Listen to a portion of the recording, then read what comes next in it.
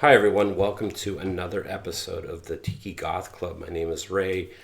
My good friend Travis is with me. We are in your home up in Everett, Washington.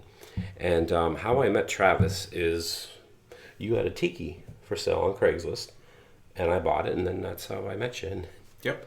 became friends with you. Travis has done. You've actually been my photographer for a lot of different things. You've actually made another carving that I bought that one too. So every time you make a new carving, I just buy it. But I promise the next one that you make, I'll let someone else buy it. Well, you don't have all of them. So. No, I don't. But one thing, I remember the very first conversation that we had. Yes. As much as you are into tiki, Yes. you are also into Halloween. Yes. And I want to talk about that. I want to talk about, well, what came first for you? Was it your love of Halloween or was it your love of tiki? It would have been Halloween. Because I knew about that long before I knew what tiki was. I'd hope so, right? But, and my birthday also falls at the end of October. So it was kind of, as a little kid, you can't wait for your birthday because there's also this great holiday that happens only 3 days after. So people talk about their the light for tiki going on when their kids going to the enchanted tiki room at Disneyland or Disney World. For me, what blew my mind was the Haunted Mansion. Yep. And Oh my God, yeah. For actually, as a little kid, for years afterwards, I would sit around and try to imagine how I, a little 12-year-old kid, could turn my front yard for Halloween into a home haunt, which I never did as a kid. But when I started working for a company in Minneapolis called HGA, it's an architecture engineering firm. Okay. On Halloween, they would do grazing tables. Grazing tables? Yes. What's a grazing table? Every department would bring a whole crap ton of food and decorate it, whatever their Halloween theme was that year. Okay. Just decorate the crap out of it. And then starting about 10 o'clock in the morning, everyone would get up from their work and go walk around from different departments. And, it was an architecture engineering firm. So there was architects and electrical engineers and mechanical engineers and civil engineers and plumbing, everybody, there's that many groups, different places to go. So for 2 hours, everybody's walking around from department to department, looking at everybody's decorations and grabbing food. And then after that, it was about lunchtime. So then you went and you got a ticket for a actual haunted house that the employees would put on for each other. And then if you made it through the actual haunted house from the Recognition Task Force Committee, then you got a chilly lunch and you made it back to your desk, and around 2 o'clock it was time to tear everything down. So really my first few years at HGA was Halloween was a day where you got very little to no work done because everyone was walking around having a good time, and it was great. Yeah. The downside was our department typically got really busy at that point. I thought you were going to say you got fat. From all the food that you're Well, I did. Because we would get super busy, our department was notoriously at the bottom of the list because there would be a competition, of course, because there's always a competition who had the best decorations and food that year. Office services would always show up almost flat dead at the bottom of that list. First year I was there, and our first miserable loss, that I was given this project, and it was kind of like, here, decorate our grazing table. So I threw something together, which I guess was impressive for office services at the time because, people kind of were shocked a little bit. A, that somebody had done something in office services, and B, in that it was what it was. Yeah. But I vowed that we could never lose again. After being in my 20s and all that sort of stuff where you're living in an apartment and you can't really Halloween much anymore, No. like you could as a kid. And then getting to this office where it's all about doing it as big as you could within an office setting. It really relit the fires for it. And so we created some we want to talk about immersive experiences. Once we moved to the second building we were at when I worked there, Yeah. we had the basement area, and we also had a gigantic elevator lobby. That the first year we were really a contender was we made, as soon as the elevator doors opened into the elevator lobby, we had it in hell. So we had a devil like going up and down in the corner, and our table was this like molten rock paper mache thing, and red lights everywhere, and we got downvoted that year because we only had atomic fireballs as our candy. Anyway. So it was this job situation, this party is what brought you into the whole, for lack of a better word, like the world building. Where let's build. Yeah, because let's take things back a second. Like when we talk about Halloween, and as a kid, right? For most people, it means you put on a costume, you grab a bag, you go around trick or treat, and it's all about eating candy, right? And you're talking about taking this to the next level, and I don't remember a lot of people doing that Not a lot of people did back in the 70s and the early 80s, which is when I would have been. I remembered fondly the people who did take it to the next level, and they stuck out in my mind. Halloween in the Kansas City area was big on Halloween. That's and cool. You would hear on the radio all the different haunted houses in the warehouse section of Kansas City just pumping their advertisements, and there could be 5, 10, 15 different haunted houses in the warehouse district. That many. Yeah.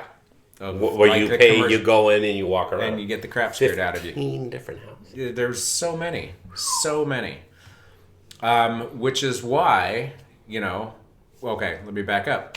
When I was like 7, I went to a house trick-or-treating where they had decorated a refrigerator box like a coffin. And they had somebody lying in it who, of course, inevitably jumped out to scare the crap out of you. And yeah, in my mind, you just said so. They have someone sitting in an ice box, a refrigerator box, lying, and I just picture someone being there like, "That's not true. I'm actually the president." Like someone like lying, like saying true, like untruths, like no, they're lying like they're in the coffin. I'm Napoleon. So you may be asking yourself, how can I join the Tiki Goth Club? Well, there is no membership. There are no fees. But I have shirts for sale. They're $20 a piece, $5 shipping and handling. If you're interested, go to my website, tikiwithray.com. There's a prompt that says buy a shirt. Follow that, and then that's how you can get your own. So he's got the arms crossed and the little vampire like a real cape. person. Yeah. And, you're sitting there and they've got the little spooky cassette tape playing and some candles or whatever, and you walk up past it on the front porch to get your candy and trick or treat, and then as soon as you turn around, all of a sudden the guy lying there like this goes and busts out of the refrigerator box and sends you screaming down the way. And so what all about this? What was it about that you loved? Was it the fact that you could take things to incredible levels? Or was it the imagery? Was it a combination of both? It was the taking of everything, everyday objects. Didn't have to be expensive. A lot of it was just a set piece, just for show. But you place it in such a way that you've created a different environment. You've created an immersive experience. When I saw the Haunted Mansion at Disney World, and I saw how big you could go, it blew my mind. The whole place, but especially the Haunted Mansion. So fast forward to I'm working at this job, my mind starts racing, and I start looking for ways to build these sets every year to scare the crap out of my friends and coworkers. And soon after that, a couple years into that, we bought our first house. Mm-hmm. So then I really lost my mind, and I would work on my house decorations, work on the grazing table for work, and volunteer for the Recognition Task Force Committee haunted house at work. So my wife started calling herself a Halloween widow because I would, start working months in advance for all of them because, you're off the grid. I would hit the thrift stores looking for cheap props that could be made into something, that thing, spray painted, this, that, whatever. And because sometimes... And I think, and just like what you just said, a lot of this you had to build yourself. Yeah. I mean, it's not like how things are. Like now you go to Target and they have like Halloween decorations that look really, really good for what they are. Right. You could buy you could buy tombstones. Yeah. But back when you're talking about, well, I need to get some styrofoam, I guess, and I need and then I need some way to figure, because you were doing all that stuff, like figuring out how do I make the tombstone, how do I make whatever you're thinking about. Like this is for this year for Halloween, you and your wife and your neighbors literally created like almost like Mars Attacks, like Martians landing. Your porch was a UFO. You literally got life-size aliens, and then you all dressed up as aliens to the point where like you didn't even know who was real. And then you actually got like life-size skeletons, dressed them up in like army regalia, and like they're being shot or like vaporized. So it's just the skeletons of it, and I'm like, this is unbelievable. Yeah. It was a lot of fun. So is it a situation where it's sort of like with Halloween where it's like the fact that you can do it, the fact that you can be creative and go with it? Yeah, that's a big deal, big part of it. And part of it is, can it be done? What does that look like? For this UFO we built this Halloween, I had no idea how I was going to do that, but I had some theories, had some concepts, and so I kind of took some of the theater stage set design experience that I'd been doing the last 4 or 5 years and put it towards that, and it actually wound up working better than we thought. We're probably going to change some things when we revisit this particular theme, but for a first time.